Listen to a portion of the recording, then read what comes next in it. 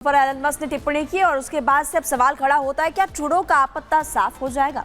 देखिए, कनाडा में अगला चुनाव ट्रूडो हार सकते हैं, इस तरह का दावा कर रहे हैं एलन मस्क। उन्होंने यही बड़ा दावा किया और इसके अलावा पॉइंट्स रखते हुए भी नजर आए हैं। ट्रंप की जीत ने कनाडा की मुश्किलें बढ़ा दी है।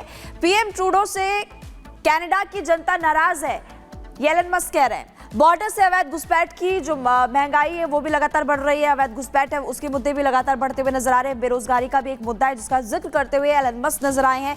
भारत विरोधी नीति से भी ट्रूडो की साख जो है वो गिरते हुए नजर आई है। ये बात भी एलन मस्क ने उठाई। ये भारतीयों का मुद्दा वो यहाँ पर भी उठाते हुए नजर आ रहे हैं और इसी बीच अब एलन मस्क की तरफ से फिलहाल एक बड़ा दावा किया गया है कि वो हार सकते हैं। और चलिए अब बात कर लेते हैं स्पेन में तबाही की तस्वीरों को लेकर के। स्पेन में देखिए जिस तरीके से आसमानी आफत जो है वो आई थी, आसमानी आफत के बाद पूर्वी और जो दक्षिणी क्षेत्र था वहां पर जो आसमानी आफत की तबाही थी वो तो अब खत्म हो चुकी है, लेकिन जो उसके निशान है अब वो साफ तौर पर इन शहरों में नजर आ रखे हैं। तबाही के मंजर की तस्वीर आपको दिखाते हैं इस रिपोर्ट के जरिए।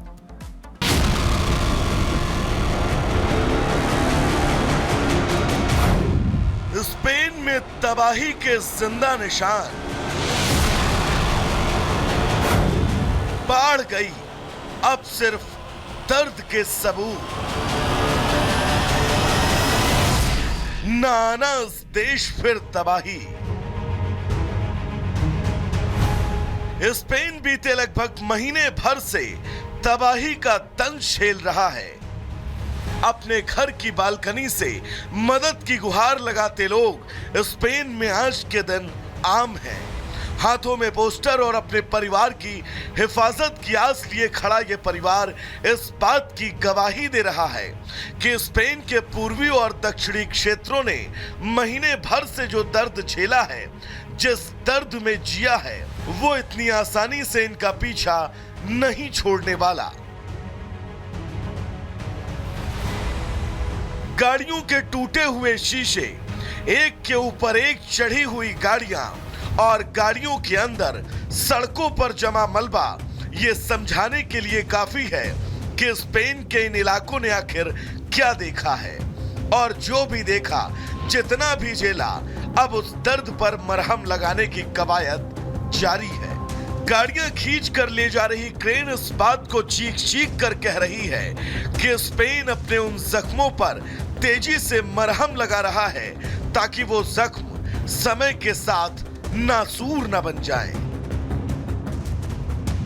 फुटबॉल के मैदान खंडहर में तब्दील हो चुके हैं और गोल पोस्ट की जाली पर जमा मलबा अब इस स्टेडियम के दोबारा गुलजार होने की ख्वाहिश लेकर अभी शायद लंबा इंतजार करेगा। स्पेन की एक बीमा कंपनी जो इन नुकसानों की ज्यादातर भरपाई कर रही है, उसका कहना है कि घर के नुकसान की भरपाई के लिए 21,000 दावे आ चुके हैं, जबकि व्यापारिक संपत्ति के लिए 12,000 लोग दावा कर चुके हैं। मोटर वाहनों के लिए 44,000 दावे अब तक उनको प्राप्त हो चुके हैं। एक तरफ नुकसान की भरपाई की कोशिश, तो दूसरी तरफ सड़कों, गलियों, कस्बों, बाजारों से हटता मलबा।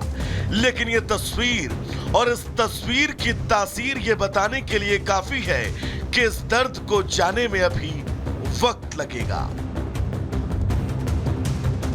Bureau report, Republic Bharat. और अब खबर मध्य प्रदेश से जुड़ी हुई। मध्य प्रदेश में 5,000 हिंदू लड़कियों को तलवारबाजी सिखाई जा रही है। किस लिए? आत्मरक्षा के लिए। दावा किया जा रहा है कि अगर लड़कियां आत्मरक्षा सीखेगी, खुद तलवारबाजी सीखेगी, तो लव जिहाद के जो केसेस सामने आ रहे हैं उससे वो बच पाएंगी। और इसको लेकर के बाकायदा एक कार्यक्रम रखा गया है। आज होने वाले इस कार्यक्रम में खुद मुख्यमंत्री शामिल होंगे, मोहन यादव पहुंचेंगे। अब कांग्रेस जो है इसको लेकर के सियासत कर रही है, कांग्रेस इसको लेकर के हमलावर है। वो कह रही है कि मुस्लिम महिलाएं भी सुरक्षित नहीं है प्रदेश में। रिपोर्ट आपको दिखाते हैं।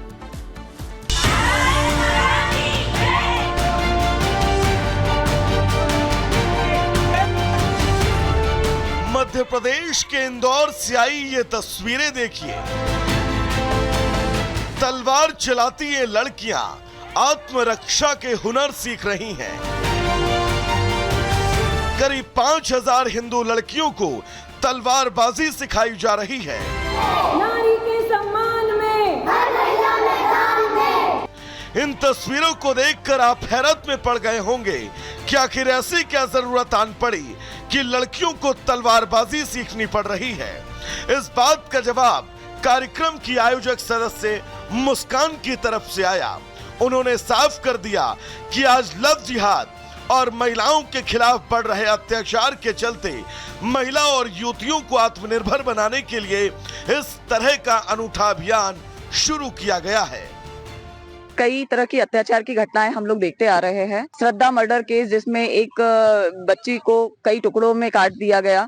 इसके अलावा बहुत सारी लव जिहाद के केस होते हैं। अभी हाल ही में इंदौर में छतरीपुरा में एक हिंदू मुस्लिम वाला केस हुआ और सोशल मीडिया के माध्यम से जब इस तरह की घटनाओं को मैंने देखा तो मन में एक पीड़ा हुई कि कुछ हम ऐसा करें कि लड़कियां अपनी खुद की सुरक्षा खुद कर सके। दूसरी तरफ इस कार्यक्रम को लेकर कांग्रेस ने आपत्ति जाहिर की।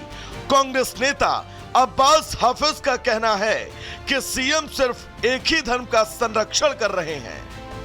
जो कोई भी समाज समुदाय अगर चाहे तो ऐसी ट्रेनिंग दे सकता है, उसमें कोई आपत्ति नहीं होती है।